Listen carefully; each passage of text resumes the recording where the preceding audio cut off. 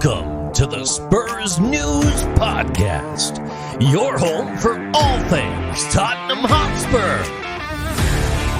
Now, here are your hosts.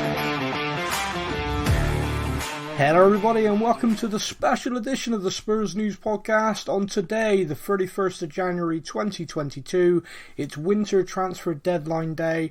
I am Sam. Joining me to discuss all of the stories and the transfer stuff going on this month, or the month that has been, it's my partner in crime, it's Matt. Hey, you mate, it's strange recording on a Monday, isn't it? It's a bit weird. Very strange, yes. Yeah, we record Thursday mornings as a rule. Sometimes it changes slightly, but generally later in the week is the way to go.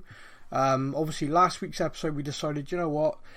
We were having sort of trouble scheduling at our end, and we were like, deadline day's Monday. Let's just drop this show and go to Monday, and then we'll have loads to talk about because the club are going to do massive business. And yeah, here we are. They've done a bit, Sam. They've done a bit. They've done nothing yet. There's two players nearly signed, but they've done nothing yet. Of course, we're talking, it is 9 a.m. basically as we record this on Monday the 31st of January. So as and when you listen to this, obviously, so much could have changed. In fact, whilst we are recording, I've got a running feed next to me, so if stuff happens whilst we're talking, I'll be able to talk about it. One of the things that has been announced, which isn't Tottenham related as such, but it's just a nice thing I thought we'd open the show with, Christian Erisken's back in the Premier League. He has officially joined Brentford. That's kind of nice. Yeah, it's good to see him back, isn't it? I don't know about you though, but I just, after what happened for when he was playing for Denmark, I feel uncomfortable. I mean, look, I know exactly what you mean.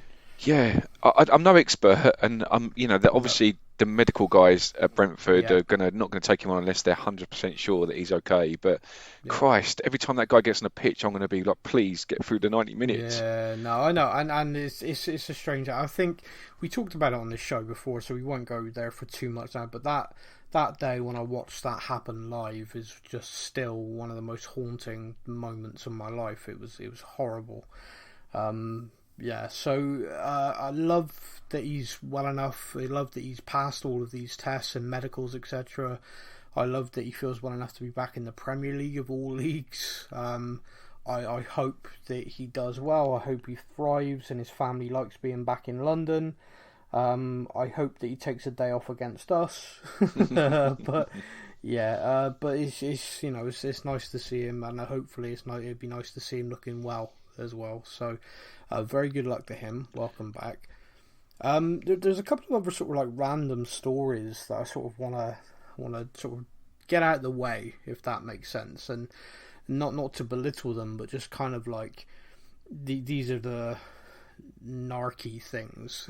So let's sort of I feel I've been on the fence about whether we should talk about it or not, but I feel like with the platform we've got talking about football, it'd be wrong of us not to as men basically not to mention the Mason Greenwood story from the weekend. He's a Manchester United player, not Tottenham obviously, but it's football and we talk about football on this podcast.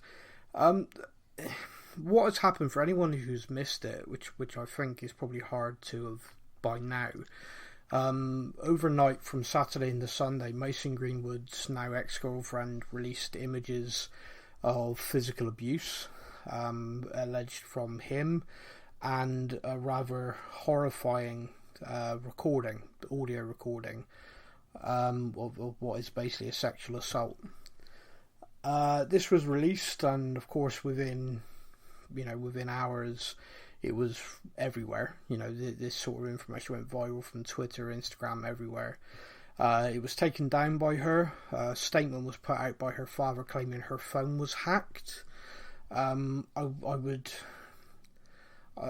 don't know how I feel about that statement, but a few smarter people than me have said he's probably being advised to say that by solicitors, which I guess is possibly the case. But from my point of view, I don't know how as a father you could possibly put out such a calm statement given what's happened.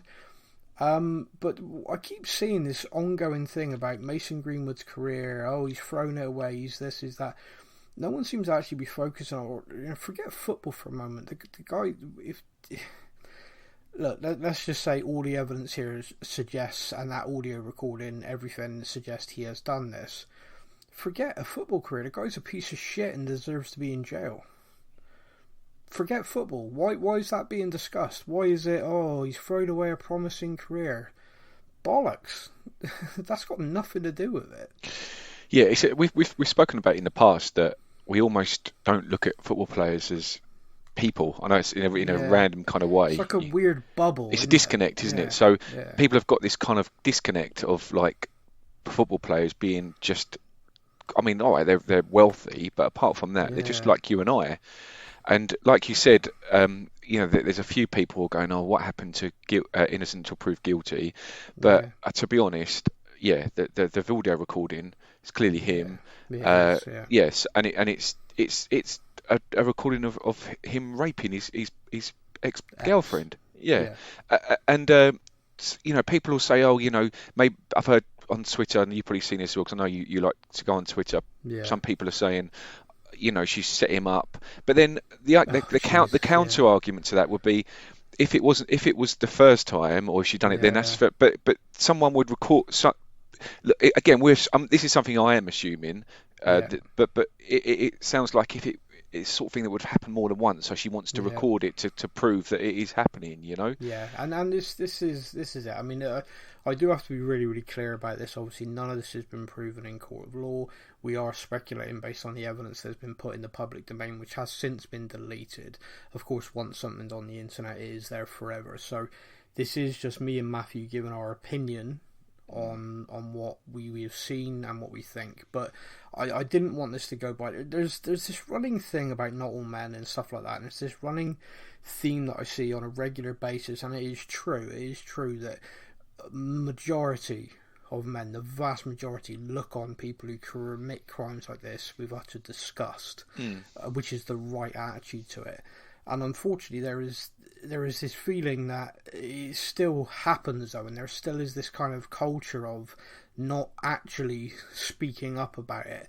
And I'm trying to change that. I'm trying to change that in myself. Like this kind of lad culture when I was younger, and I participated in the kind of the wolf whistling, this kind of habit. And basically, it's only now that I'm older I'm realising just how problematic that behaviour actually is. Because I know, me personally, as the person I am, I would never assault a woman in any way, shape or form.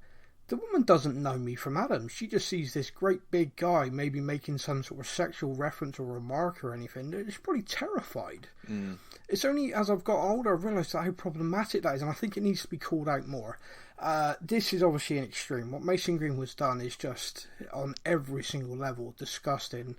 The fact that the club, Manchester United, put out a statement early in the day saying, "We've been made aware, we are now investigating." By the end of the day, they'd suspended him. Not allowed at the training ground, certainly won't be playing. Would suggest to me that Man United have looked at this and gone, whoa, yeah, okay.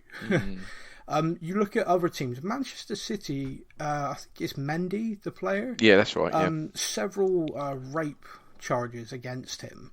And, the police investigation. And he carried on being in their squad because their attitude was, well, it's a police investigation and at the moment he's not guilty. So he continues. Manchester United have looked at this and gone, no, you're not coming anywhere near this club whilst this is being, the police are handling this. But they've made that decision straight away. Another player, and this is going to kind of bring us back to, from this segueing back to almost professionally, back to transfer stories. There's a player currently at Brighton who Tottenham have been linked with quite heavily called... I'm going to murder this name, but everyone that knows that. Basuma. Okay. Yves is his first name. Yves Basuma. Tottenham been linked heavily with him. I've seen a lot of our fans across our Facebook page, Twitter, really excited about the possibility of signing him. Is anyone aware that he's currently under police caution and arrest for rape allegations? Sorry, sexual assault allegations? Wow, no. The guy was arrested in Brighton in a nightclub with one other. They were jailed overnight, released on bail. The investigation continues and it is a current active thing. Brighton have kept him in their squad, kept him playing, but that is an ongoing police investigation. Now, of course, again, innocent till proven guilty is generally a thing, and there could be a lot of compelling evidence. I have no idea about where he is not involved in the club have seen that and are aware of that, and that's why they're happy for him to continue. But I do think, as a football club, Tottenham, etc., and as fans, we need to be more aware of these things. Like you said, football seems to exist in this kind of bubble, and these people are put on pedestals, and that happens with celebrity culture everywhere, and granted, but this is definitely problematic that I'm there saying to people, well, I don't really think we should sign him because of this, and people are going, wow, knew nothing about that. It's in the press. It is everywhere. I think the thing is, and this is something I've learned with a personal journey that I've been going through over the last few months, and it's not something I'll talk about as a subject, but what it's made me realise is that the more you're exposed personally to something, the more it affects your mindset. So to give you an example, so with this guy, this Brighton guy, have you heard the woman being raped? Yeah. Have you heard any of it, or is it just speculation? No. That's the thing, isn't it? That's why the Mason Greenwood one is all over Twitter and everywhere, because we're hearing it. We're hearing the abuse, and when you hear it, that's when you're like, fuck. Do you know what I mean? Like we're so tuned as human beings to be kind of out of sight, out of mind. Did you know what I mean? And when it gets given to your mind, or when it gets presented to your mind, you're like, wow, that's horrendous. And the reason why is because as human beings, the vast majority of us are empathetic, aren't we? So we're hearing that poor girl being attacked, and we just, you either get in the rage. You look like me. My initial reaction was a rage. I was like, this guy, like, honestly, scumbag, absolute scumbag, because we're hearing the victim basically being abused, aren't we? We are, and that's the thing, isn't it? And I think probably the Brighton one, like you say, A, I didn't even hear about the we was after him, and B, never even heard about the allegation, because no, we're not being presented with anything other than a police report, and that's why I think that probably, I mean, with the dad, I don't know, and I don't want to kind of guess why he's put that statement out. I mean, I'm hoping that as a father, he's absolutely like he wants to kill him. Do you know what I mean? Like most of us probably want to kill him. Yeah, I mean, I read it yesterday, and I was like, I can't imagine a father ever saying that in light of what he's just seen and heard. No, exactly. But which is what, like I said, why I feel like it must have been a solicitor who wrote that. I mean, we don't know. Yeah, completely. But what I would say as well is that, like, it's been taken down, obviously, and we're guessing, we're assuming because the police or someone's advised to take all the stuff down. But I personally am glad it was up there for a while, and we've all got to hear it, because we're now hearing it. We all know what, and don't get me wrong, I don't think it should be like a look. It, by the sounds of things, and again, it's all assuming, if it is true and it is him and all that, and he ends up going to jail, good, that's what he deserves, and should never go anywhere near a football pitch ever again. He doesn't deserve anything like that. He's what he's done, as people talk about cancel culture. No, if this guy's done what he's done and it's proved in courts, then I'm sorry, you don't deserve anything. You've proven what kind of monster you are. But I'm glad that look, we're talking about, like, I know you said, look, it's not Spurs, but it's football related. We're talking about it, aren't we? People are talking about it, everyone's talking about it, and that's good. The more we're talking about it, the more this kind of stuff gets exposed, the more as a society and as a human race, we grow and we learn and we become better people. So as much as it's horrendous what's happened to her, and I wouldn't wish it on anybody, I'm glad that it came out and we got to hear it. As horrible as it sounded, as uncomfortable as it made me feel, I'm glad I heard it, because it, like you said, we're from, like you said, we're from a generation, aren't we, where earlier in our life we caught the tail end of that kind of male chauvinist. You only had to look at some of the comedians, like, even, I mean, it sounds silly now, but like the mother-in-law jokes, don't get me wrong, like, I think they're funny, but when you think back, so many of those. But it's still male chauvinist, isn't it? It's still kind of sexist, and it's like, I don't get me wrong, like, I think, like, I like listening to Ricky Gervais, and he's one of these people who says, look, comedians are there to make jokes. You choose whether to be offended or not. I appreciate that, but I'm saying it because it kind of represents the culture that we kind of caught the tail end of. We did. I mean, you're right. I mean, we're very, very similar in age, and me and you have both probably over the last 10 years of our lives reflected a lot on some of the stuff that just culturally inappropriate from our youth, which was just language. Like, the use of like racist language in our youth was as used as any other word, and then suddenly you've got older and you go, wow, I used to say that all the time. Wow, it's like that is not right. But it was just, that was it. And like you said about evolution of society, our society has evolved to a point where they've looked at that and gone, no, my kids never use anything like that, and in 10 to 20 years time their kids will probably have things that you just evolve past it. It's just moved. And you're right. I just want to say sort of like my final thought on this with the stuff that was released. My final thought is that I know she said it was hacked and everything like that. I want to just say how incredibly brave the woman is for making that recording. People are accusing her of like entrapment and stuff like that. It's absolute horse shit. This has clearly happened to her before, and she wanted to make sure there was evidence. She's taking pictures and everything like that. In this being released, if it was her or if it was hacked or anything like that, there are probably, I mean, I can't say definitely, there are probably other women in very similar positions dating footballers, rugby players, stars, if you like, that are possibly looking at that today and are feeling empowered to finally say something and speak out. And I hope that there are some nasty pieces of shit quaking in their boots right now, because suddenly they've seen, oh crap, this is getting exposed and that's the public reaction. Maybe I need to check myself. I don't know. Yeah. Just that's the final thought. The last thing then, sort of like weird thing to talk about before we get diving into general transfer dealings, and that is the saga of Ollie Tanner. Have you heard much about this? This is the guy that's playing non-league football at the moment, and everyone's mocking us because we can't even sign a non-league player. Yeah, so let's clear this up then. So Ollie Tanner's 19 years old, nearly 20. He plays for a non-league club called Lewes. Tottenham, very talented young player, and Tottenham agreed a fee with Lewes, which was a six-figure sum, so basically 100 grand or over. It was agreed with them, and most press agree it was roughly £100,000. Massive for a non-league club, and a massive outlay for a Premier League club to a non-league team for a young player. Within days of that kind of being rumoured, I say days, within hours of that kind of being rumoured that he was going to sign for a Premier League club, Tottenham fans found him on social media. Here's his Twitter, here's his Instagram. Oh, he's an Arsenal fan. Loads of jokes. And that was genuinely it. That was, oh look, great, we're signing another Arsenal fan, ha ha. We're full of them. Jokes.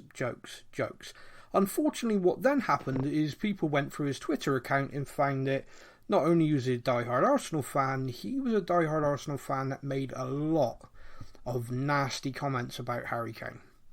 You can literally go through his tweets and replies, and there were, there's two that stand out that people shared. There were about 10 to 15 that were just really inappropriate, really awful, really attacking the way he speaks, and all sorts, just stuff like that. And of course that got shared like crazy. Once that happened, the club were made aware of it. So my first point I want to make about this is, what the hell sort of due diligence are the club doing that this isn't looked at? Yeah. That's my first point. It's a young player, and you're about to elevate him from non-league football to the Premier League spotlight, knowing you've got millions of fans, and knowing that fans they look. They are going to look at this stuff. What, we got rumoured about signing Matt Doherty, and by the afternoon of the rumour, everyone had found every tweet he'd made that was pro-Arsenal. That was... And then they had to do the signing video of him basically deleting them all, like, oops. Now, luckily for him, he never tweeted anything nasty, because if he has, that deal would never have happened. And that's what's happened here. Ollie Tanner, as a young teen, has made a mistake on social media, which of course is still there, and the club have now withdrawn. And they've done this, and they've done it in a way which is allowing him to save face a little by saying that he couldn't agree terms. But here's the actual facts of that. The actual facts is that Tottenham went, we can't sign you because of this. Yeah. And allow this to be a lesson to every young professional out there in every career. Your social media gets checked. Trust me, I'm an employer. I check. I look to see what sort of person you are when you're not in your suit in front of me being interviewed. It's a fantastic gauge. It is a really fantastic gauge. And how in the hell the club didn't do this before shining a light on this kid, I'll never know. But just my final thing on this, and Matt, please do chime in once I've said this. I did see a bit on Twitter yesterday. I saw one tweet from a big Tottenham account saying, "Well done, Tottenham Twitter, you've scared off a child." And I want to kind of address that a little bit, because at what point... He was 15, 16 when he made these comments to Harry Kane, okay? At what point do people stop being a child? I know this is a debate. I know this is probably a bigger debate than the one I'm willing to have here on the podcast, because we're 20 odd minutes in already. But, like, 16 years old, married, sex, you can have kids legally, all these things. You're legally responsible enough to do all these things. But he's not responsible enough to know you don't abuse people online. I'm sorry, I don't buy that. I get that it was a mistake, and I get a kid can look at that and go, look, I made a mistake, it was bad and everything like that. But he's now 19, nearly 20. The tweets were still there. I, for example, on my personal Twitter account years ago, made a joke which was really inappropriate on Twitter. And at one point, I sort of looked at it and went, oh my God, I said that? That's awful. And I deleted it because it was like, oh, no, that's really not me. I wonder what hell sort of moment I was in that I'd make that joke. That doesn't make any sense. It was like after it was something that happened in the world and I shared a joke about it. But anyway, so you do grow up. Of course you do. And you do make mistakes when you're younger. Of course you do. But to me, you can't just say, oh, Tottenham Twitter scared a child off. That's horseshit. The guy's 19, 20. Yeah, do you know what? I think that's an extreme way of putting it. Yeah. And I don't want to kind of... I do get where you're coming from. I do get where you're coming from. Yeah. I think probably, like, funny enough, like we were just talking about 10 minutes ago, how we've kind of, me and you, with our generation, how we've seen one thing and seen another thing. And I know you said you saw a tweet from a while ago, but when we were 16, there wasn't social media at all, was there? There was nothing. Goodness. Thank goodness. Yeah, there you go. Thank goodness there wasn't. Now, I mean, I was, I think back to when I was 18, right? And I was, my uncle, who's got some interesting views on things that, I think are just truly abhorrent and disgusting, but I was a 17, 18-year-old, and I looked up to people. So, for example, I looked up to my uncle, and he got a big fat England tattoo on his arm. Yeah, I'm going to get one. So I got a big fat England tattoo on my arm, and made certain decisions, made certain comments. And I look back now, and I'm horrified by the views I had on things. And I wouldn't necessarily say it was me. I just feel like when you're young, you kind of like, it's, all the time as humans we want to fit in, don't we? We would, like, it's that instinct to want to feel like part of a tribe. So you're kind of, whoever your tribe are, you want to fit in within that tribe. So he's an Arsenal, and look, when I'm saying all this stuff, right, I'm not condoning him saying anything about whatever he said, because I don't know what he said, but I can imagine it's quite horrible. So this is not me condoning what he said, but I can imagine, as a 15, 16-year-old, he's surrounded by all his Arsenal fan mates. Yeah. Harry Kane's a Spurs player. I mean, look, we talk about some of the abhorrent stuff that recently with Chelsea and like, and you hear stuff. Fans do it. It's nothing. We can't stop it. As much as we think it's disgusting, we can't stop it. So that is the culture of it. So no, I agree. And I do get what you're saying. I know where you're going, but I do think that, again, it's kind of like I can forgive, like, I literally can look at a situation and say, look, you've done this was stupid, you come out of it. But the fact is, the club have then spoken to him, they've looked at it, and they've made the decision not to sign him because of it. There's ways this could have been handled. This kid could have looked at that and gone, yeah, that's awful. I tweeted that when I was 15, 16 years old. I've now deleted it today. Obviously, growing up, I don't, I look back at that and think, wow, what an idiot. And the club would have taken a view on that, surely, because like with the Doherty reveal video, the Doherty reveal video was kind of poking fun at all the jokes he's made and stuff, and all the pro-Arsenal stuff.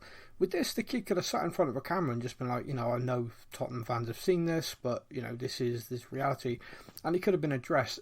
the reality, clearly, he isn't of a mindset to do that. Or clearly, perhaps within the club, they're of a mindset that they're fed up of people attacking certain things, and they're not going to tolerate it anymore. No. Yeah. But I do think everyone needs to reflect on it. Like you just said then about, you know, when we were younger, and definitely for me as well. I definitely made mistakes in things I've said and done. I've definitely made mistakes in my actions. Nobody is perfect, and I do not want this kid to go through his entire life, you know, castigated because of errors he made on social media. I don't think that's the case. I don't think him signing for Tottenham, given what he did, made sense, and I'm glad that that is not happening, because I don't think it was a good idea for anybody involved.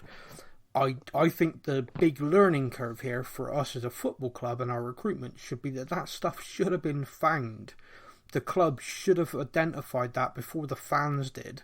So before it hit the press that this kid was going to be signing for us and all the fans looked, the club should have found it, spoke to him, delete that, because the minute everyone finds out, do you see what I mean? Like, it could have been handled better. That's the thing. There's a lot of talk about we as humans, we're not.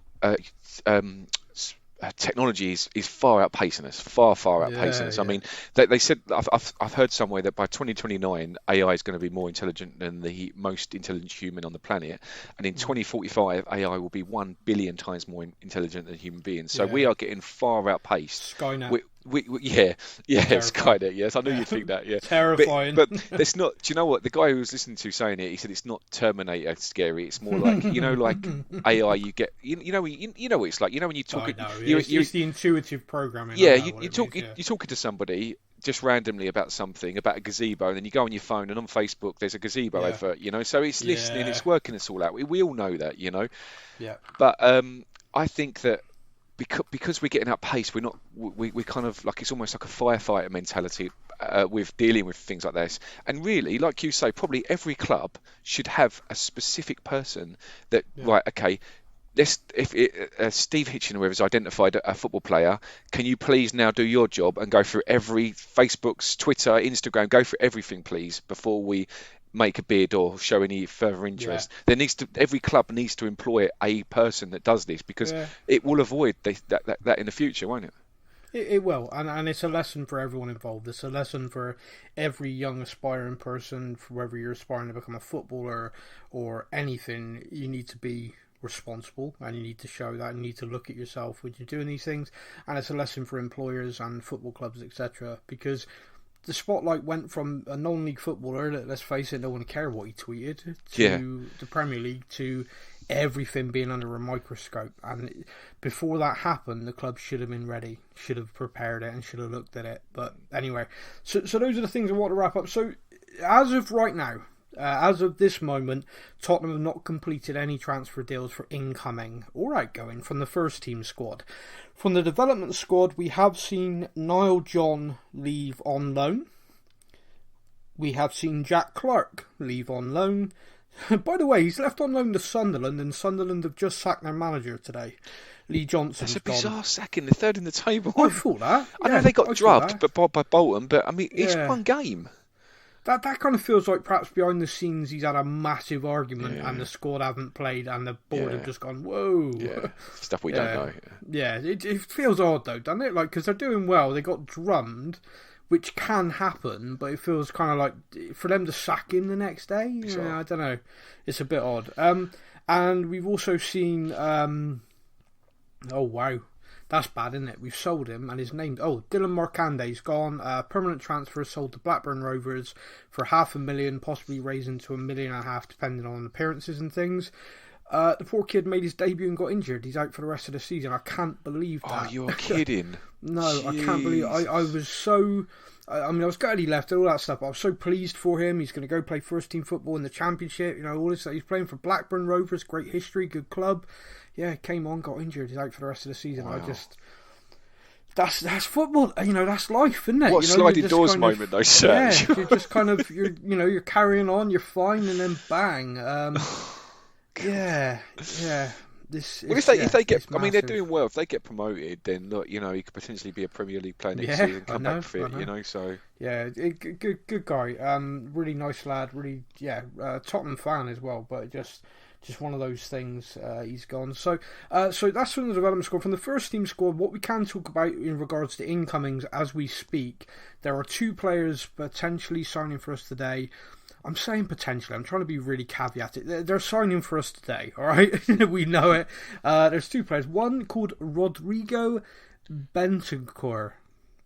It's Sam's Butcher's names all over again. Matt, do you know how to say his name? It's Bentancur. Do you know what? How's it spelled, Sam? It is Bentancur. Bentancur, isn't it? Bentancur. But he's Uruguayan. Like if he was Bentancur. if that was a kind of Eastern European, I'd feel confident saying Bentancur or something like that. But Uruguayan, I'm like Bentancur could be a Bentancur. I have no idea. It doesn't sound Uruguayan. Not that I'm up on Uruguayan surnames, but well, Rodrigo, probably from that area. So Rodrigo is 24 years old. He's a Uruguayan international. We're going to be paying roughly 15.8 million for him, with a potential 4.2 million in add-ons, depending on certain things being met. That's around appearances, Champions League qualification, etc. So a total fee for him of around 20 million quid. It's a pretty good signing, to be honest with you. It's not bad business. He's a central midfielder, defensive midfielder. He's played a big part in Juventus Gazzetta titles over 3 seasons. He's kind of fallen out with the fans there, which is quite an interesting article I read yesterday. A Juventus the Juventus big kind of fan thing translated into English, which is an interesting read. Have you ever read a Google Translate of an article? It's carnage. You get the gist, it is carnage. I'm like, my Italian is atrocious, so I'm reading it. I'm like, there's no way it meant that. And I flick back to the Italian. I'm like, okay, maybe it did. Yeah. But basically, it's sort of saying he made a mistake in a high-profile Champions League game, gave the ball away, and the fans turned on him, like full-on Real Madrid style on Bale. Wow. So the guy's gone. He also doesn't really fit the new manager's system, but Antonio Conte wanted him at Inter, so that's working out quite well. Good. The other guy that Antonio Conte actually went on the record as Inter trying to sign, and one of the reasons he stropped off from Inter, if you like, because they failed to do it, is Dejan Kulusevski. And this guy doesn't sound Swedish, does he? No. It's like, what are they doing to me? It's like, you're not the Swedish chef. Gordon. Yeah, see, I can't. He's 21 years old, Swedish international. We're signing him on an initial 18-month loan. There is a buy clause that can become compulsory should we qualify for the Champions League. The basic clause in there is in total 37 million. I'm told that about 7 million of that's the loan fee for the 18 months, with 30 million basically being triggered should we get Champions League qualification or if we choose to. Or after 18 months, he goes home back to Juventus. But by all accounts, it would appear that they are being signed, if that makes sense. Yeah, and I'm not going to lie, I don't know too much about them, but they seem decent players, and they're playing for one of the best teams, arguably in Europe. Yeah, definitely. Yeah, I mean, it's one of those things where there's 2 players and 2 names. I'll be completely honest, I didn't know, and it's an interesting thing for me, this, because I've always really enjoyed Italian football ever since like the 90s, when after Italian 90, Channel 4 had an Italian football program, the Gazzetta, on every Sunday. I watched it religiously, man. It was amazing. Yes, Scotcho! Yeah, it was great. It was so good.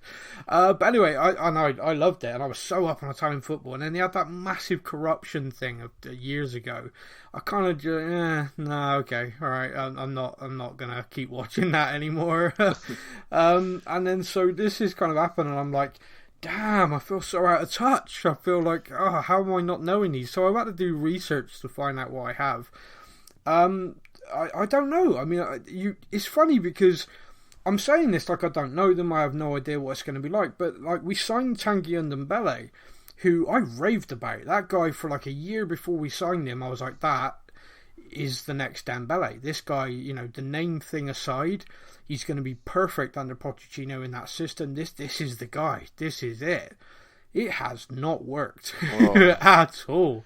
And I was like so convinced this guy had everything. Look at him, the strength, the physique, the ability to turn on the... No one's getting that ball off him.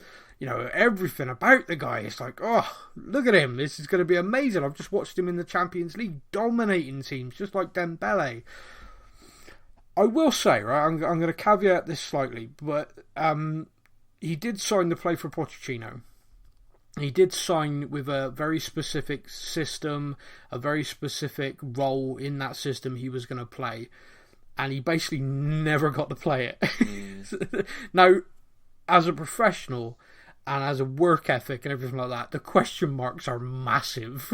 All of us have just sort of gone, you are so talented, please just put down the pie. Yeah. But it is so frustrating, this guy.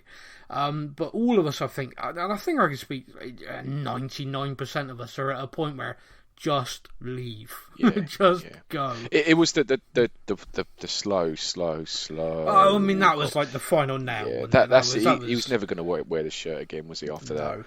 No, and rightly. I mean, I would have been almost annoyed if we got to the end of January and see, I'm saying this, he ain't gone yet at the time of recording, but like I've just talked about the two that are very likely to come in. There are three that are deemed very likely to go out. So it is Brian Gill on loan to Valencia. We signed him in the summer as part of the Lamela deal to Sevilla. Very good, young, exciting talent. He's not getting enough games, really. Now, I personally would have preferred to have found him alone in the Championship because I think he needs to learn the language and adjust to English football weather conditions as well, not just living in a new country. I feel like sending him back to Spain for a loan, and it's just a straight loan, there's no option or anything like that, is less about developing him as a player for the Premier League, more about just keeping his value where it is. Yeah. So I'm not quite sure what we're doing there. It's an odd one, but that is expected to complete today. Another one that's expected to complete today is Tanguy Ndombele. Now, it's been PSG the whole window. PSG going to play for Pochettino like Pochettino always wanted. And then at the very last minute, PSG pulled the plug. And we've faced the very real possibility of being stuck with him. Which would have been really interesting. And he's not gone yet. But there are pictures of him actually in France to complete his return to Lyon today. Go for that. Yeah, no, so 99% certain he is returning to Lyon. I think the club should just put out a statement saying we have returned faulty goods. Yeah. And that would be hilarious. It'd be the funniest tweet they've ever made. Tanguy Ndombele rejoins Lyon as we have returned him product faulty. It's a really complicated deal, that. It's a loan, possibly with an option. When it's announced, that's going to be interesting. There was speculation yesterday, it was just literally a straight loan and they were picking up his wages and that was it. Then there was speculation they're not even picking up his wages, we're still paying like over half, and then, so much. That's an so when that's actually done and confirmed, it's going to be very interesting to see what that is.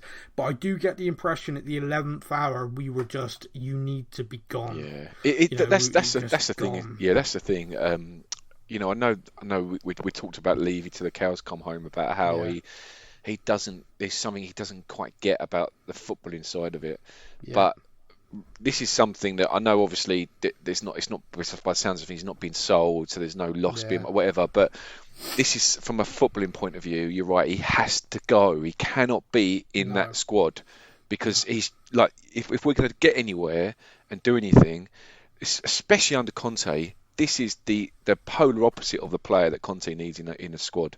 If everything that you look at for Conte player, and Ndombele is the opposite, obviously apart from his ability, but attitude wise, that kind of thing, just get out of the club. It's like you say, it's a real shame because. Like probably we all did. I mean, and this is what you're saying about looking forward to Ndombele signing. Why these two Juventus players are a bit of a curveveball to us is because normally we spend so long speculating, but with these two Juventus players, we're like, right, we're signing these two. By the way, we're like, what? Where did this come from? The Ndombele one's weird for me because I know someone from all the way back at school days. He was working as a scout for Tottenham at the time and was sent to watch him. Yeah. So I got a kind of like a inside track on our interest about a year. It was like 18 months we scouted this guy. We were literally looking for a replacement for Dembele. We knew Dembele was coming to the end with us, and we knew in this system you need that type of player desperately. Yeah. Didn't have one in the academy, didn't have one you could see in the Premier League at that time. So I had to go looking, and the club found this guy at Lyon, and Lyon were progressing, doing really well. He'd come to them from like a really lower French team, and he did well for them on loan. Then they signed him, and he did well in the Champions League, and it was like, yeah, this guy, this is the guy. And my friend did the scouting report around him, and then they did another different scout actually in France, did like all the kind of personality stuff and everything. Yeah. But my mate literally watched him in games. And he said the very first time I was sent to watch him, he said the first note I wrote was Dembele reborn. And I was just like, oh really? He was like, yeah. He said, you got to watch him. You got to watch him. And I did. And in France, in that league, no one got the ball off him. No. The guy picked the ball up from the defence, brought it forward. He played beautiful. But I was like, do you know what? I think his passing ability is a little bit more than that. This guy has got it all. Yeah. It has not worked. And it's like so bad because you sort of look at these things and it's like that, absolutely nailed on, going to be amazing, and it's been crap. And I'm trying to think of an example right now where we've signed someone and I've just been like, meh. I'll tell you who we signed that I was like that with. Michael Dawson. Okay. Michael Dawson came as part of a 2-player deal from Nottingham Forest with Andy Reid. Oh, Andy Reid, that's right. And Andy Reid, I was delighted. He's a winger. He's like all this excitement about it. Oh, we've got some defenders on. Whatever. Dawes, I loved the guy. Yeah. Absolutely loved the guy. He was heart, honesty, everything. The ball came in the box, he would put every part of him in the way of it. He was great. Yeah. So again, it just kind of shows that sometimes you just got to let the player join, let the player play, and then kind of make a decision. Because the kind of prejudgment, I think it's dangerous. I think that's how we let ourselves down. Yeah.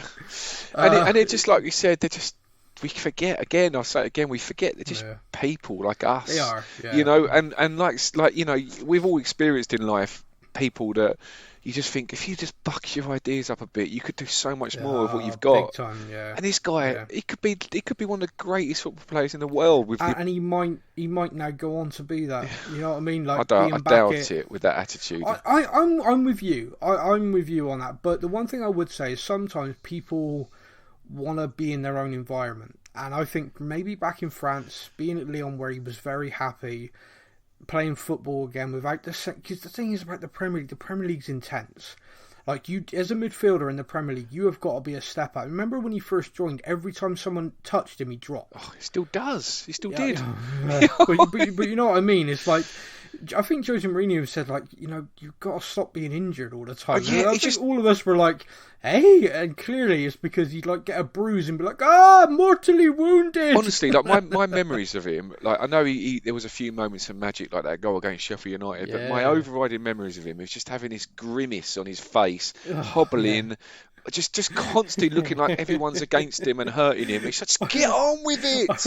I remember someone posted a picture of him looking absolutely dead, like really like on his ass dead in the training gear. And I was like, oh wow. I said, must have been an intense training session. And the guy who posted it was a journalist, and he said, I swear to all of you that this is true. That was after he ran out onto the training pitch. Oh my God! Jesus. And every comment was like, "You're winding us up." And he's like, "I swear to you, we took a load of pictures, and then when we went back through them as they've all run out, we've gone, what? Is that one from later in the day? Has it got muddled in? No. It's time stamped. It is literally everyone's come running out, smiling, laughing, joking, like, "Oh, morning!" like to the photographers at this open training session, and he's come out like you said, grimacing, hobbling, looking like he's near death. And it was like that was for me. It was like that. I was kind of like, yeah, this ain't ever gonna work. No. I'm like hanging on, hoping some manager's gonna get the best out of him. Nope. I just know he ain't happy here. We ain't happy with him. Time to go. So that one. So like I said, so Brian Gill to Valencia, Ndombele back to Lyon, good to faulty.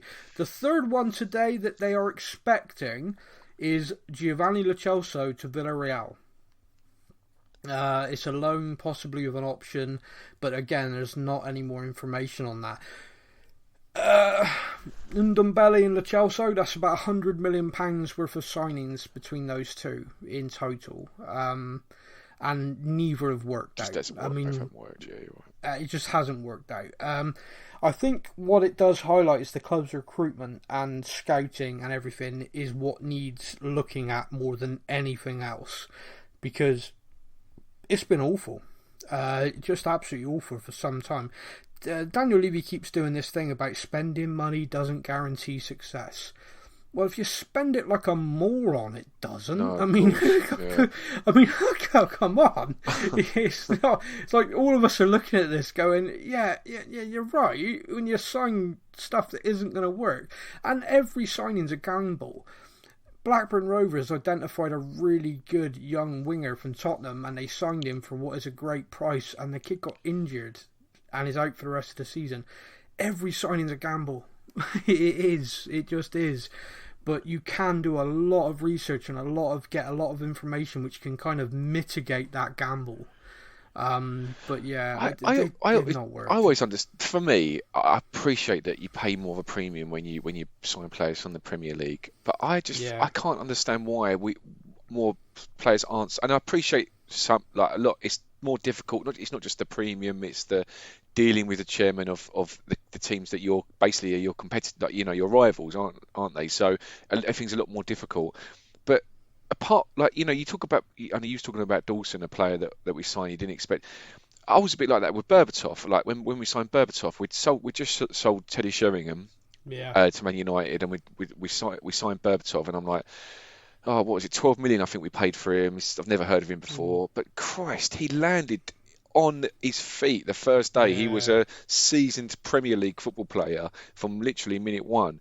And like you said, it's a risk, but I think it's always less of a risk if you sign players from the Premier League. A bit like, I think Newcastle are doing that a bit, aren't they? They're signing players. They're tried and tested. These are players that are going to hit the ground running.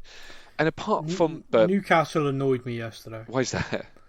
They signed a guy called Bruno. What's up with that? And at no point in their social media did they say nobody's talking about Bruno.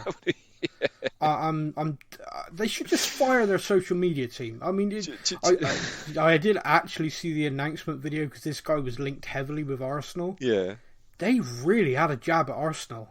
Oh, I really? mean, if we did it, we'd all be a little bit, that's a little bit cringe. Don't do that. That's a little bit cringe. Newcastle went at them. All these tweets from Arsenal accounts going, oh, we're signing this guy, we're signing this guy. They did in like a video package and then him signing for Newcastle. I was like, what? That's quality. What have Arsenal done to the barcodes anytime recently? But wow, but the fact they didn't have, we're not talking about Bruno at any point, disgusting. And by the way, I'm singing that song because of bloody Steppin' Stefan, who recommended that film to me and my daughter. I'm still mad at him about that. Do you know what? It's funny. I took the two kids to watch it, and I thought Seb's not going to enjoy this because it's most Disney films are kind of musicals, really, aren't they? He plays that song religiously. He loves it. It's so honestly, I sing it in my sleep. They sing it so much. Me too. He's killing me. We played the game Hangman, me and Layla, yesterday, and I saw the third was beef, but I was like, "Is this? We need to talk about Bruno." She's like, "Yeah," and I was like, "You just want letter." I don't need. Yeah, it is currently so ingrained in my brain. I'm seeing it when it ain't even there. Yeah, but the fact they didn't even do that in the social media. Come on, exactly. On, guys. Fuck your ideas. Probably because Disney would sue their ass. No, of course. Yeah, of course. But I was going to go back to my point. I just think that we look at players like Lo Celso and Ndombele, Brian Gill, players like that, and all right, they're a risk. I get that. But so many players from abroad seem to take so long to settle. Yeah, and they do eventually. I mean, you look at Son, for example. Son, he struggled for a whole year. He struggled, didn't he? He came from the German, and then now he's he's just pure Premier League player. But it's so many duds. So today's business, everyone's kind of on the same page with this, would suggest that the club have kind of briefed all the journalists to say this is it. If all of this happens, that's it. 3 out, 2 in, and the club are happy. That's their business for the January transfer window. The fact it's all happening on deadline day is madness. Now, there are some other players that have been linked heavily with leaving in this window. Steven Bergwijn, for example, has been linked heavily with a move to Ajax. They've been in talks with us, and we've rejected 2 offers so far, and apparently they're going to come back in today, according to a lot of good, respected journalists.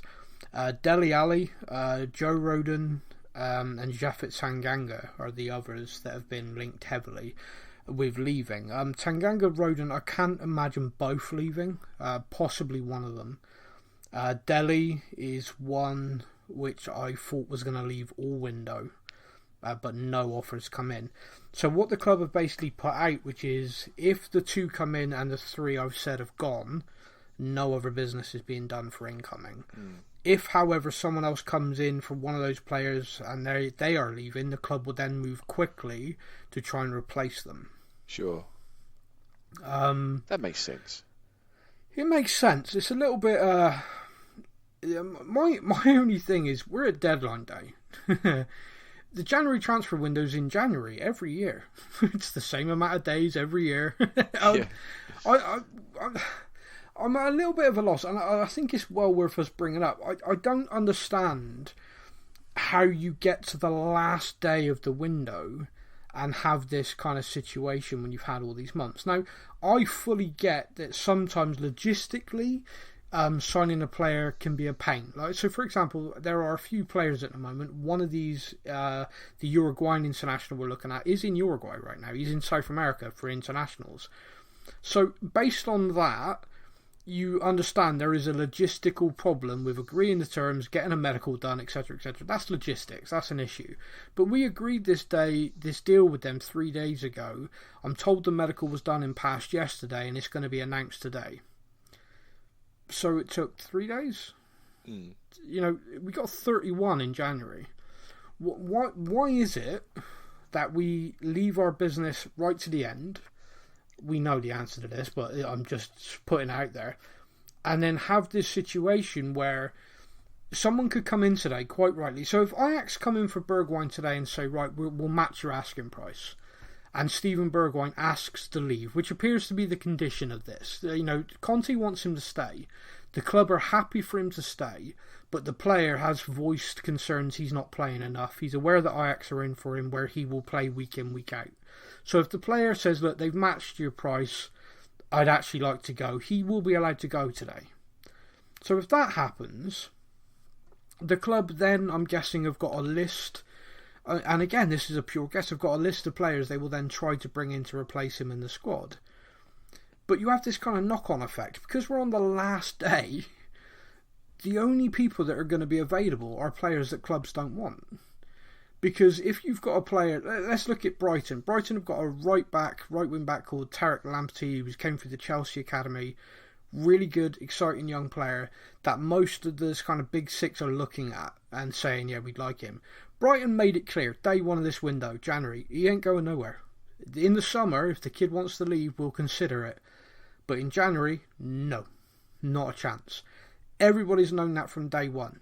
Of course, there's still rumours everywhere because that's how the press works. Yeah. but they've made it abundantly clear, and clubs have kind of been like, oh, okay, so we'll look at him in summer, perhaps, you know, if that's an option. But you've got this situation now where what I mean by that, and that's the example, is that no club's going to let a star go. No clubs on the final day with hours, maybe minutes to replace them, are going to go, all right then, Tottenham, go on then. Yeah. You can have him. Oh, you little scamps, you. They're not going to do it because you're then shafting yourself. What about swap deal, Sam? Come on, it's exciting. It's the last day. Oh, swapsies. Yeah, it unfortunately, it isn't like the games. It's not. You know, if you think about it, and I think we've said this before, how many actual swap deals can you think of in your life? Yeah, there aren't many. There aren't many. There are the only swap deal I can think of is when we signed Ben Davis and Michel Vorm from Swansea, and someone went there the other way, I think on like an initial loan, and that's still being investigated by the Court of Arbitration for Sport, because we basically did that to shaft some Dutch club out of a sell-on fee for Michel Vorm, because Michel Vorm went as part of a swap deal for 0, and this club went, whoa, we are owed 40% of the transfer fee. That guy's worth money. 40% of zero. And Swansea gladly gave them 40% of zero. And we and Swansea went, we're talking about, mate. We negotiated a fair deal between us. Michel Vorm, he's happy, he's fine. What are you on about? Yeah, that is still at the Court of Arbitration for Sport. So, and we all know how long ago that was. Michel has retired, 3 times now? From us and re-signed. So yeah, it's kind of crazy. You don't see it very often. I mean, of course, it's a madness. It can happen, but I don't imagine it. I don't imagine that Brighton are going to turn around and go, do you know what? We're quite interested in Rodon as a central defender. Give us Matt Doherty as well, and a Jermaine Genius bobblehead, and you can have Lamptey. Go on. You can have as much as fans believe that's possible. I don't. Yeah. So we do. I don't understand this. I don't understand this brinkmanship. You have this theory that Daniel Levy does this because it can save money. I think maybe 10, 15 years ago it possibly worked on a deal once. I don't know, but it doesn't work now. It doesn't, because teams either got wise to it or teams are just unwilling to do that kind of deal now. Yeah. You shared with me something the other day, and I did think the minute I read it, that's podcast material. I don't know if it was you had the book or you saw it being shared yourself. No, I'd seen someone share it to me. Yeah, okay. So basically, it's an extract from Glenn Hoddle's book. Glenn Hoddle obviously wrote a book, and it's an extract from his time managing Tottenham Hotspur. Let me just read this passage to everybody. My growing frustration with life at Tottenham didn't help my mood after my dad passed away. I wanted to build a younger squad after finishing the 2001-02 season in 9th place. It was time for the club to show ambition. So 20 years ago this was written, everybody. Let this sink in a minute. However, I kept running down dead ends when it came to signings. It often seemed that I wasn't on the same page as the board. I find it strange that I never had a single conversation with the owner, Joe Lewis, and I wasn't the last Tottenham manager to discover the transfer talks tended to drag on when Chairman Daniel Levy was involved. I got on well with Daniel, who had been given a great responsibility for running the football club, the whole club, by Lewis, but there was always something to negotiate with him. It wasn't easy to accept, and I felt cut off at times. There was no link to the very top of the club, where the owner's silence was deafening. Ultimately, everything felt too political. It wasn't that I had unwanted signings foisted on me from above. The problem was more that they differed when we needed to be decisive, which stopped us progressing. We had some promising young defenders, but other parts of the squad looked tired and frayed. We needed more energy in midfield, given that Darren Anderton and Tim Sherwood were getting on, but the lack of funds forced me into compromise signings like Jamie Redknapp. Now, I didn't need to add that last thing, but I just want to have a pop at Jamie Redknapp. Yeah, whenever you can. Yeah, just because. Jamie, you sacked my dad, Redknapp. Yeah, 20 years ago. And that could have been written by Mauricio Pochettino.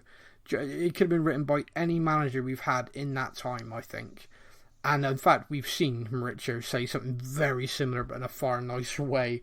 We saw AVB say something far worse.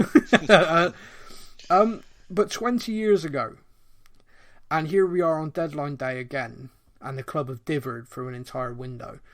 The one saga in this window that people are wanting to talk about is, of course, Diaz. Tottenham made a move for FC Porto wing forward Diaz. The move got rejected initially. We didn't offer the asking price. And the player's agent, obviously knowing that Liverpool were interested, leaked the story everywhere. Liverpool were alerted and were like, oh crap, okay, yeah, we'll have to make a move. Liverpool came in, agreed the fee, and signed him within a few days. Daniel Levy was said to be livid about this, so angry that it got leaked. This is the same Daniel Levy who will leak every transfer story to try and get a bidding war on our players. Mm-hmm. But is now incensed that someone else would dare do the same thing to him. It's a story that's a bit of a nonsense, really. When Willian came in for a medical with us and then darted up the road to Chelsea, that was bad. That was bad on the player. That was bad. That was not good for him. That was not good. This guy, literally, we had a bid rejected. Liverpool had a bid accepted. He sat down and spoke to him and went, yep, and joined Liverpool. Because they paid the money. Yeah. And now, if we'd gone in and said, this is what we're willing to offer, and they said, no, this is what we're willing to accept, and we'd matched it, we'd have been sat in front of the player having discussions with him over a contract as Liverpool became aware. Then it would have been the player's choice between the two clubs. What I think everyone needs to get through their heads, and I'm struggling because I'm wondering if Daniel Levy needs to get it through his head as well, is right now we can't compete with Liverpool for a signing. They're Champions League regulars that are winning trophies, challenging for every trophy they're in. We're not. We're not Champions League anymore. We are not challenging for anything. And to convince a player to come to us, you need more than a stadium and a nice training ground. They need to feel like the club is going in the right direction. Now, we've appointed Antonio Conte, which is a big statement, but we kind of needed to back that up in this window, and maybe a Diaz signing could have been part of backing that up, but it kind of feels like our priorities are all wrong here. You know, it's like we've got Kane, who's a good player, we got Son, who's a good player, we got Lucas, who's playing probably the best form of his Tottenham career. If we're looking at our side right now, our first 11, there are other positions that needed that money spending. Do you see what I mean? Yeah, sure. And someone else raised something on Twitter, which to me is, I think, is so valid, and something I think more and more people are starting to really realise, is why is it we always seem to get so close to these high-profile signings and just miss out? Hazard is a perfect example. Suarez, when he was in Holland. All of these players that have come to England that have been incredible and have done amazing things and have gone on to, like Eden Hazard really was probably the best player on the planet for a couple of seasons at Chelsea, despite Messi and Ronaldo getting the headlines. He was, for me, he was phenomenal. Aggravated me he played for them so much, but he was such a good player to watch. And all of these players, why is it we're always so close? Like the Dybala deal. Diabala, I can't say his name. I've tried so many times. We so say we're willing to go there, get that deal done, and it just fell down at the last minute because of this rights ownership thing. So that meant in that window we were ready to spend the 60 million quid on him that was demanded. Where did that money go? Because in the next window we were broke again, apparently. So if we were willing to spend 60 million in this window on Diaz, where did that go? Yeah, we've got the money, clearly. Yeah. Well, yeah. In that case, why didn't... You know, we keep hearing about Paratici. Oh, he negotiates with all these players in every position, and he gets to this point, he has the list, and he works his way through them, and da-da-da-da-da-da-da-da. Well, what happened then? If this club identified we want another wing forward, attacking forward, and we want to do this, and we got 60 million to spend on that, and we've also got money on other positions, it just, that money just vanished? It was like, we're willing to spend it on that guy, but we're not willing to spend it on an equivalent? It doesn't make sense. And it feels like, and it's starting to feel like, to me anyway, it's a press game.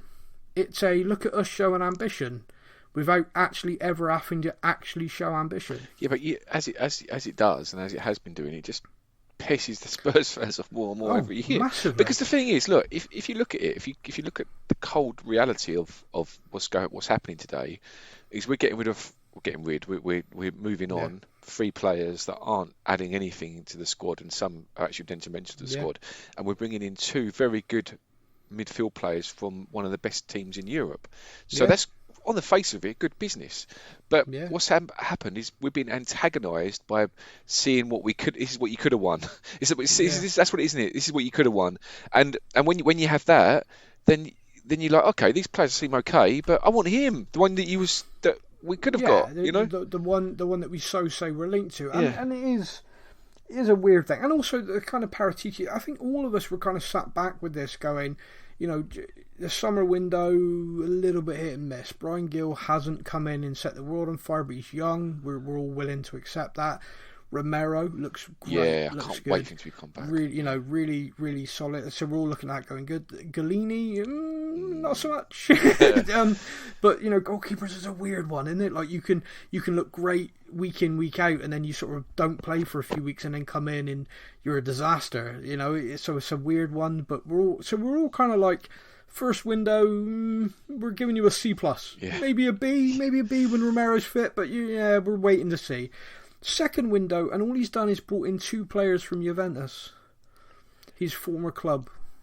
This is the guy who's supposed to be the most well-connected director of football across the whole of the world.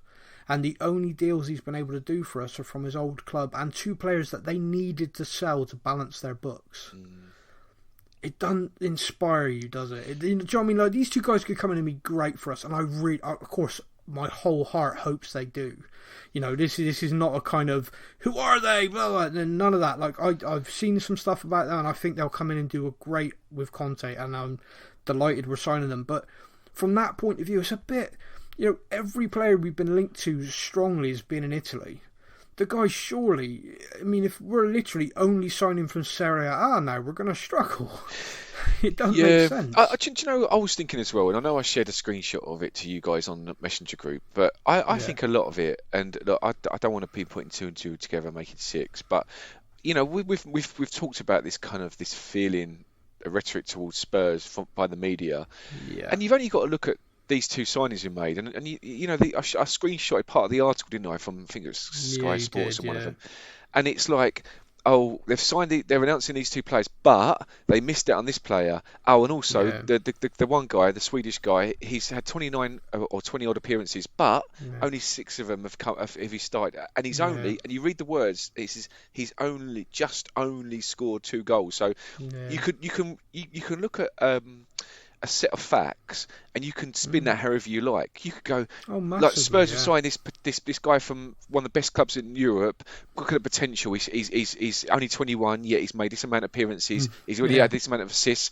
And then they'll, in the same article, they'll say they've missed out on their long-term target Traore. But there's no mention of the fact that this guy's scored 1 goal and 0 assists all season. So you can make an article wherever you like it to look sound.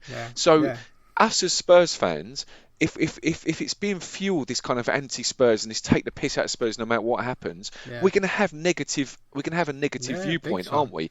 And we're going to get pissed off because we look. I admit that I read Sky Sports because I've got the app on there because I like. Keep an eye on, because I just like keep an eye on what the fixtures, like Stevenage, my local club. Let's click on it and see how Stevenage get on. They had a good 3-0 win by the other day, by the way. So they're kind of at the moment out of the relegation zone. But you and I know you're intelligent enough to know that media it's there to manipulate us, isn't it? It's there to manipulate us, which is why I stopped reading newspapers a long time ago. You'll read a story in a newspaper, and it's just it could be a story about anything, but they'll make you feel how they want you to make you feel about what you're reading, by how they arrange the words, by what they suggest and stuff, right? So we get in that all the time, and so I think that we're kind of angry, we're pissed off, But what I don't. I mean, look, I know you've got your contacts and stuff, right? So you probably know more than I do.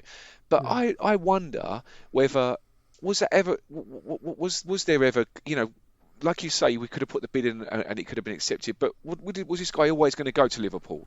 I think so. Yeah. So we was never realistically in for him. And as much as this is not me defending Levy, because I know he just doesn't quite get it. He doesn't quite get the footballing side of it. I do think that we get sucked into this kind of Spurs don't know what they're doing, and I've got a bit frustrated. It's a bit like with the manager situation, right? We've like, all right, clearly in hindsight, Nuno was completely out of his depth, and it was a terrible managerial signing. But we was getting fed all the time, wasn't we? Look, Spurs, another one's rejected Spurs, another one's rejected Spurs. You've only got to look at Everton, right? Everton are a team that. They're harmless, Everton, aren't they? Like, no one hates Everton, do they? Apart from Liverpool, I guess. But they've had different like that. One guy wanted to. I can't think who it is. I can't think of his name. He's a European guy, I think, who wanted the job. He was putting it out there, so there's other people going for it. But there was never ridicule, was there? There was never ridicule of Everton. Look, they can't make their mind up. They've got this guy that wants it, this guy that wants it. They're offering it to him, and now they've got Lampard, and no one's criticising them or saying, "God, look at Everton. They can't. Look how long it takes them to get a manager, and how many they've got to go through before they get one." You know. But I'm not saying that Everton's situation was as long-winded as ours, because I know ours was long-winded. But I just feel like there seems to be this thing where we're the ones to have the piss taken out of us, you know. And look, they've made 2 signings from 2 Juventus players. How can we make it that this is ridiculous? And they've missed out on 2 or 3, and they're desperate, and they're desperately signing these 2 players, you know. I think you can look at it from 2 points of view, you know. I do see what you're saying with that, and you're right. When you write an article of any kind, you can manipulate the words and manipulate the facts. We had this on a Facebook post the other day, and someone pointed out the stats you said then about assists and goals from this player, and I said, although stats are useful, you know, you look at statistics and you can look at that and go, wow, this player is really productive, or perhaps they're not. Let's have a look at it. They're not the be all and end all, because you know, you look at Moussa Dembele's stats for us, and our 2 best seasons challenging for the title, the guy contributed like 1 goal and 3 assists. But if you ask any player or any fan who went to watch a game, he was the best player in that team. Oh, he was part of the reason. Like when my season ticket, he was like, "This is why I'm paying for it, to watch this guy." You know? Yeah, exactly. And so, although stats can be important, they shouldn't ever be viewed in isolation. And we shouldn't look at a stat of a player we're signing where he's coming from one club, one league, coming to this one, and think is the be all and end all. And that can work both ways.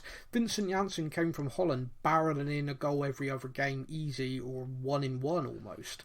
Came to England and really struggled.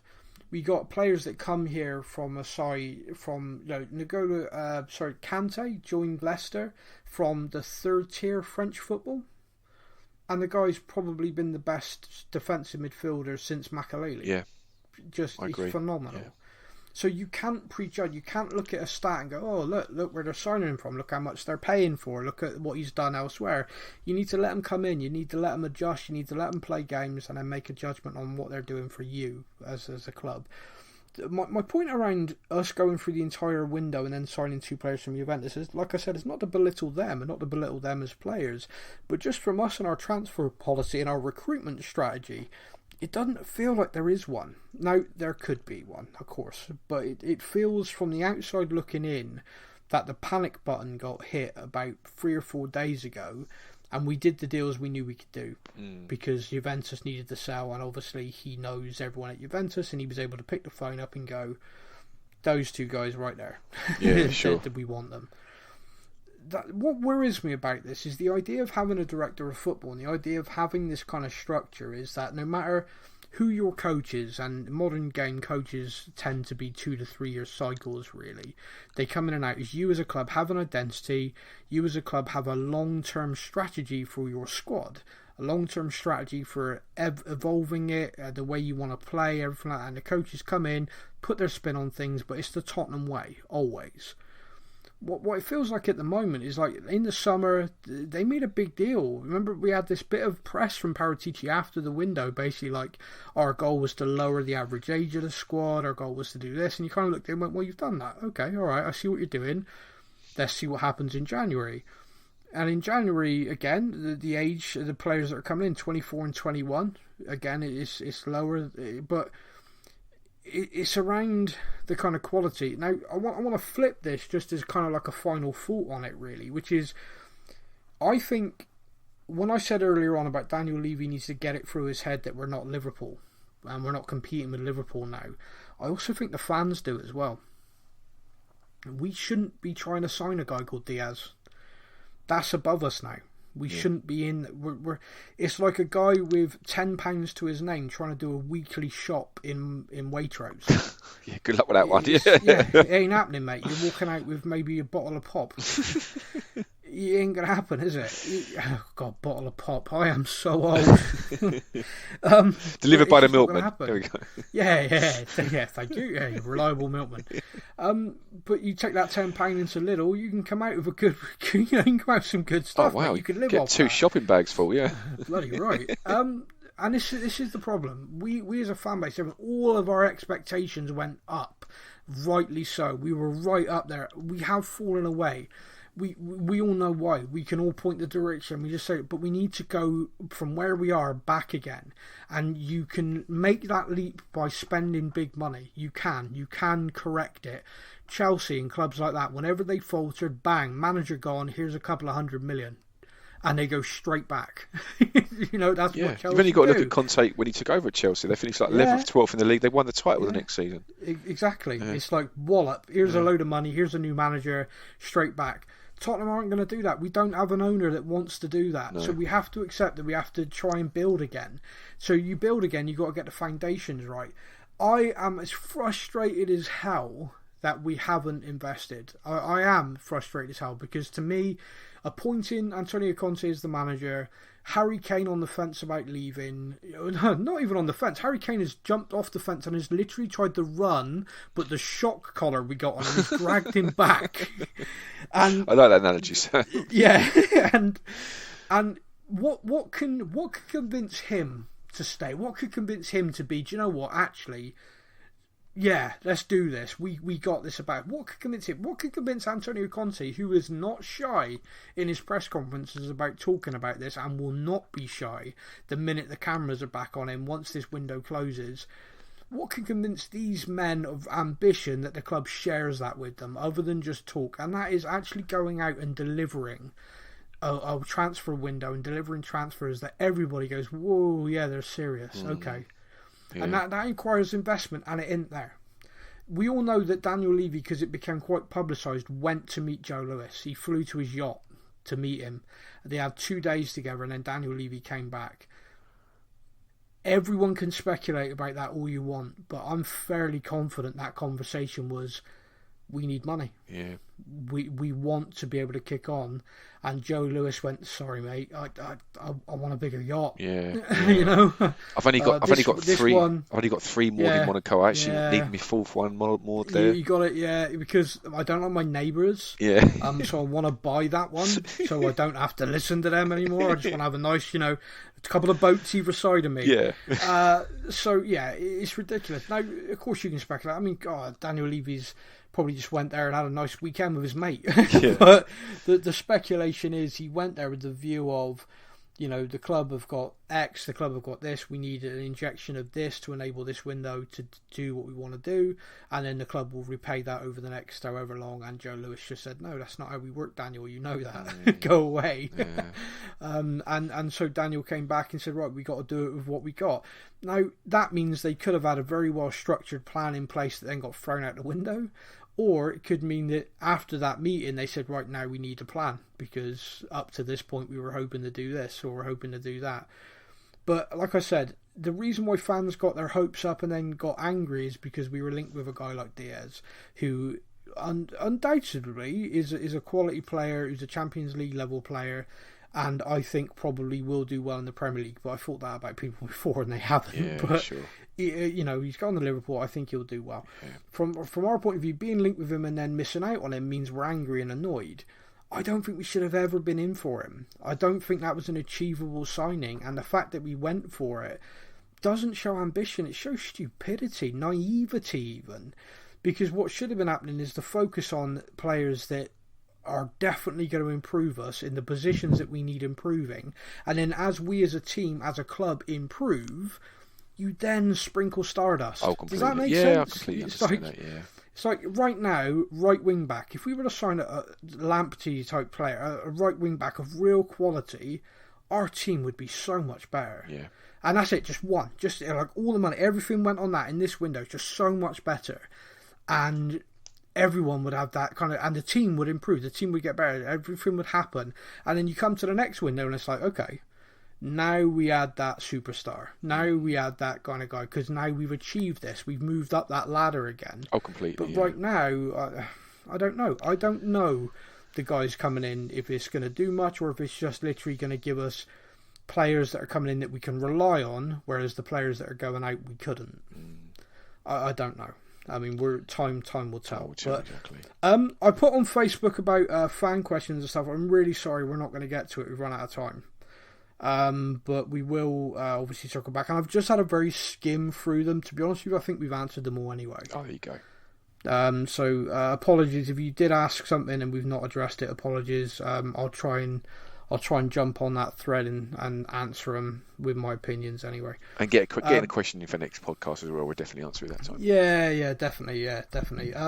The next show, I don't think we'll do one Thursday. We'll get back on our Thursday track the following week. Okay. Because people don't listen to us twice in 1 week, do they? That'd be spoiling them, he says. But look, this is, as we finish recording this, just sort of like looking at 10:30 on the 31st of January. Out there today, so much can possibly change, so keep an eye on our Facebook page. If you're listening to this literally as it comes out, then there'll still be hours in the day. And remember, loan deals are a nightmare because the deadline's 11, but loan deals typically can still go on and on and on and be announced right the way into the early hours. So keep an eye on everything, especially with the outgoings. The outgoings is interesting because if you see an outgoing that isn't Ndombele, Lo Celso or Brian Gill, then according to everybody who's in the know, that means the club will act on another incoming. Potential incoming, I like it. Potential, yeah. So everyone, keep your eyes peeled. We'll see where we end up. Matt, a joy as always. Everyone, you take care. Take care, mate. Thank you for listening to the Spurs News Podcast. We hope that you enjoyed the show. Stay up to date with all things Tottenham. Follow us on social media. All links are in the podcast description.